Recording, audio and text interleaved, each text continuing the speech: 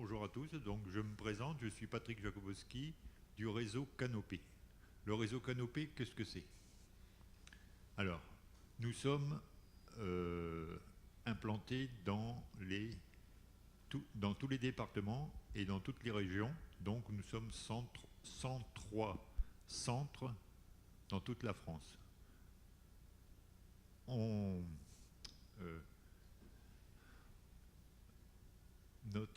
Notre réseau travaille surtout avec le milieu de l'éducation et les enseignants uniquement, et les formateurs et aussi les élèves enseignants, les futurs élèves enseignants.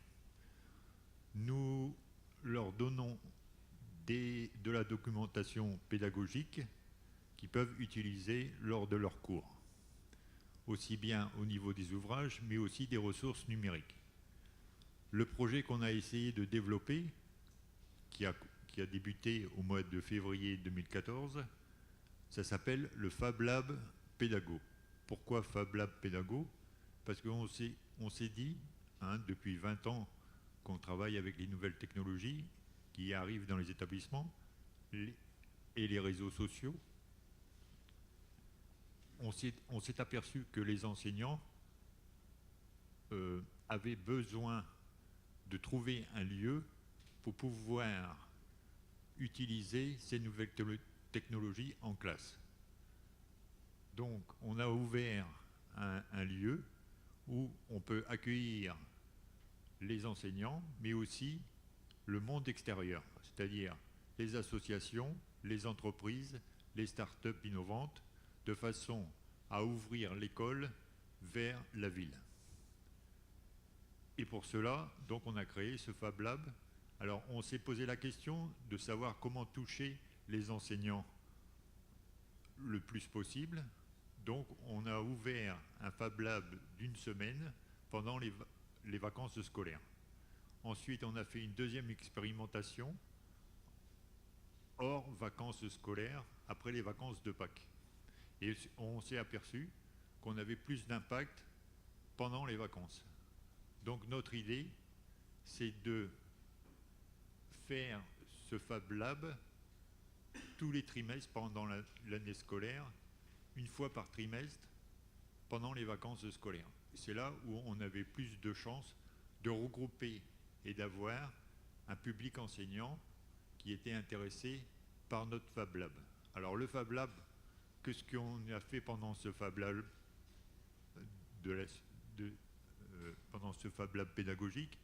Donc on a reçu des enseignants, des start-up, qui nous ont présenté différents produits, des journaux scolaires, des tables interactives, des logiciels pour l'ASH, pour les personnes en difficulté handicapées, mais aussi des MOOC, des personnes qui ont créé des MOOC.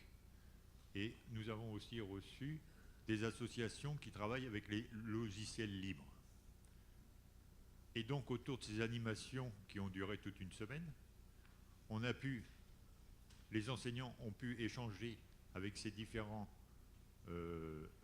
intervenants pour pouvoir bâtir des projets et aussi arriver à construire des pistes qu'ils peuvent utiliser ensuite en classe, dans leur pédagogie.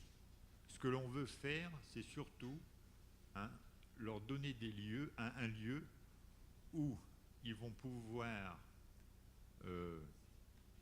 découvrir, échanger, partager, collaborer avec d'autres entreprises, d'autres enseignants, pour enfin créer un projet. Et nous sommes là pour les accompagner et aussi pour valoriser leur travail.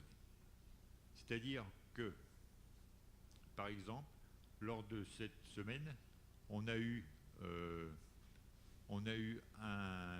une entreprise qui est venue pour nous présenter un journal scolaire. Et là, donc, lors de cet atelier, deux enseignants ont prévu pour la rentrée prochaine de travailler avec cette entreprise afin de créer un journal scolaire. Donc ça aboutit sur des projets réels et concrets tout au long de la semaine. Après, il y a eu aussi la table interactive multitouche qui était venue nous présenter son produit. Et là, pareil, il va avoir un partenariat possible dans une école maternelle où là, la table va être installée et où l'enseignant va montrer les types d'applications possibles avec cette table. Parce que l'inventeur de la table interactive multitouche, lui, a inventé le produit, le logiciel qui permet de faire fonctionner cette table, mais n'a pas pensé aux applications que l'on pouvait créer avec son installation. Donc ça va être un partenariat avec les enseignants qui vont pouvoir construire des applications spécifiques pour travailler avec les élèves. Ensuite, on a eu aussi les MOOC. Alors, c'est pour ceux qui ne connaissent pas, ce sont les Massive Online Course, Open Course, où n'importe qui peut s'inscrire pour pouvoir apprendre en ligne.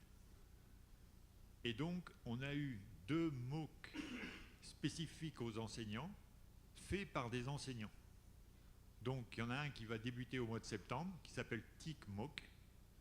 Vous pouvez vous y inscrire si vous le souhaitez. Et un autre qui s'appelle Tweet MOOC, où là, c'est des enseignants qui ont créé leur propre MOOC et qui se lancent dans cette opération. Mais pour le niveau primaire, secondaire uniquement, pas pour le niveau universitaire. C'est vrai que nous, dans l'Oise, on a pas mal de matériel informatique qui a été installé. Mais par contre, ce qu'il faut faire maintenant, c'est un accompagnement personnalisé pour chaque enseignant. Alors notre entreprise travaille à cette tâche, c'est-à-dire que nous sommes auprès des enseignants des référents pour la formation aux nouvelles technologies, mais aussi dans la valorisation de leurs travaux. Voilà. C'est ma première présentation, donc vous avez pu le voir, je suis un peu tendu, mais je tenais à venir quand même au Printemps numérique pour montrer que dans l'éducation, des choses se passent et c'est très important, c'est là que ça doit se faire. Et je suis le responsable du projet, beaucoup plus efficace devant un ordinateur que devant un public. Merci Patrick. Merci beaucoup, on peut l'applaudir.